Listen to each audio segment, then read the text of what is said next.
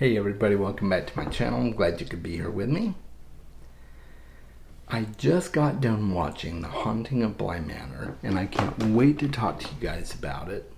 But before I do, make sure you stay till the end. I will talk about a couple of things toward the end, so you know what to do. Just hang in there.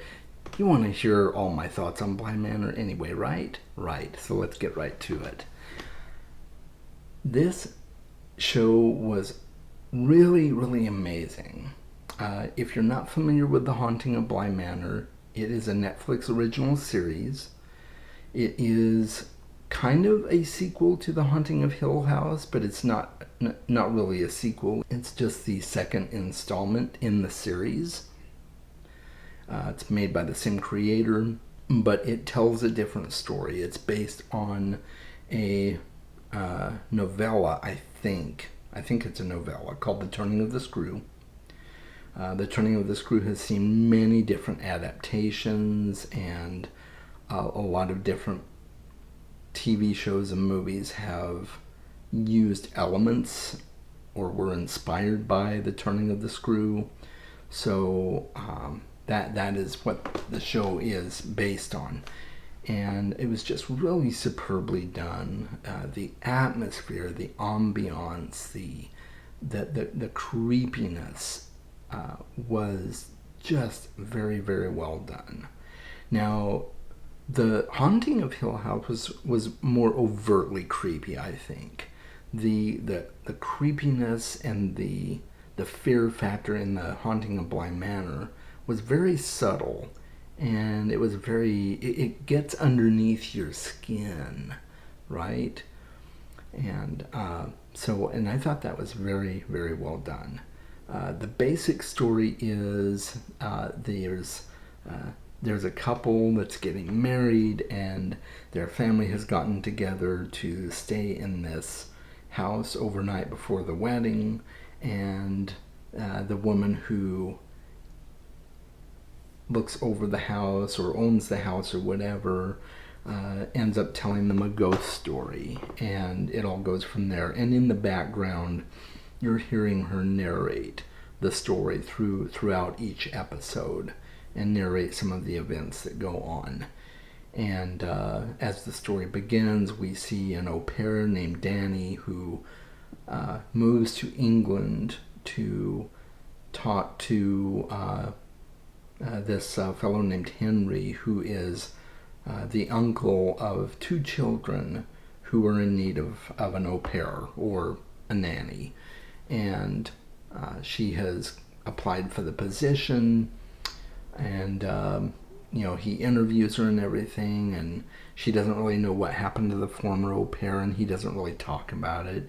It's kind of a don't ask, don't tell type of situation.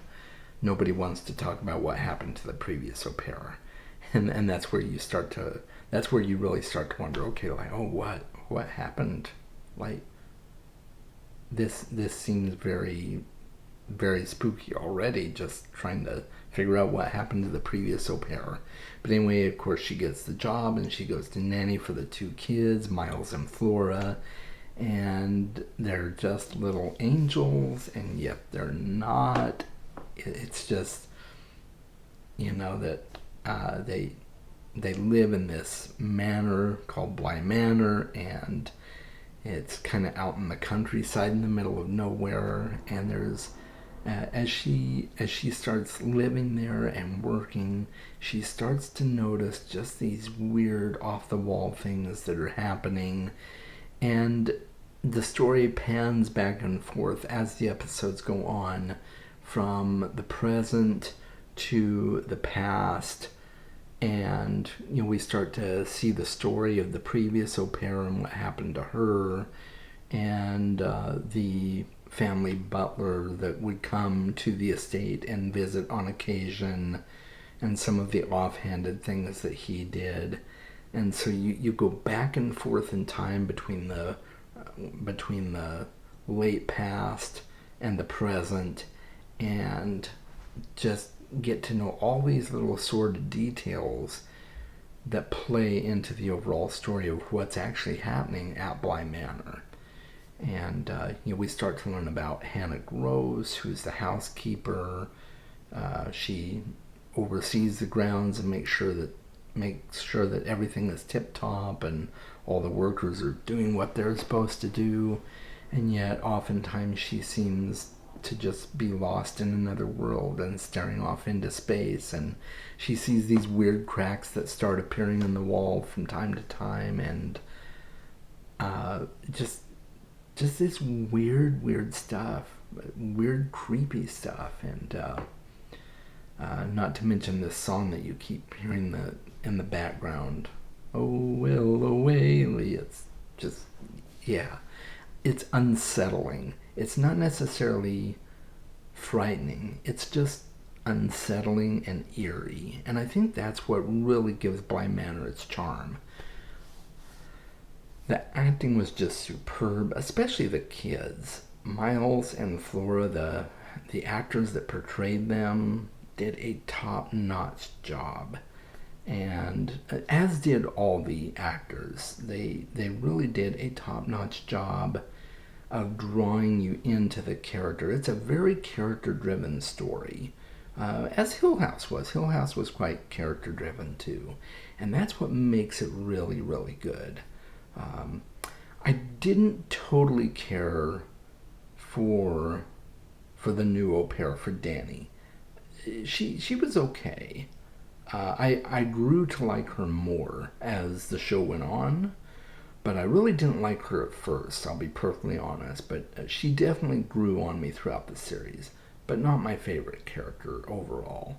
So there's the cook, or the resident chef in the household, and it's just brilliant to see the way that these characters are portrayed and the way they interact with each other in ways that you would not necessarily expect them to interact with each other. So just a really endearing story, and it really boils down to a love story in the end. And I thought it was very endearing, and it was pulled off well. And there were a few things that I wish would have been more frightening, and maybe that's just me, but I was kind of expecting a little more of the fear factor. Hill House really had the fear factor. Like I said, this one is more subtle, but I really, really enjoyed it nonetheless. I would give it a solid 4 dragons. Not a 5, but definitely a 4. I would definitely watch it again. I would highly recommend it to anyone, especially right now. This is the spooky season. You gotta watch hauntings and haunted houses and all that good stuff. You got to. It's that time of year. So yeah, that's my thoughts on Bly Manor. Let me know in the comments what you think, if it's a show that you've been interested to watch and haven't yet, or if you've already watched it, let me know what your thoughts are. I would love to find out what you think. I'm very curious to see, what kind of ratings it gets, and if this series continues, I'm really hoping that we get a 3rd installment next year. That would be super cool to see the series continue. I think it definitely deserves it. And I think my favorite part of the show was when they really started wrapping things up and letting you know what was all going on at the manor, what happened, and how the house came to be haunted. They tell about it in the second to last episode, and it doesn't detract from the story at all. It still keeps you wanting to watch the final episode, but they do start wrapping things up, and they start giving you little hints as to what's going on, just little things here and there that make you go, oh wait, whoa, what just happened there, and just for that extra weird factor, every once in a while you'll see just random ghosts in the background just popping their heads in, this weird person standing off in the distance. You're like, whoa, who is that? And yeah, thoroughly enjoyed it. So make sure that you watch it. Coming up on my channel, I'm going to be doing a video for you talking about the Lovecraft stories that I read during Lovecrafttober. So I'll be doing a video summarizing those, sharing my thoughts on them. So that will be next week. And then I've got some other fun stuff planned coming up in the future as well. So that's the only one I'm going to tell you about right now. But stay tuned, because I've got some really great ideas of things that I want to do on the channel in the near future. So stay tuned for those. And make sure that you are clicking these different buttons that I have listed up here on the screen so that you can help support my channel. Make sure you look in the description below. I'll leave a link to Bly Manor if you want to save it to your wish list or to your watch list, whatever you call it. And so yeah, check the description below. And make sure that you are reading more books, guys, and watching more spooky television. And I will see you next time. Take care. Bye.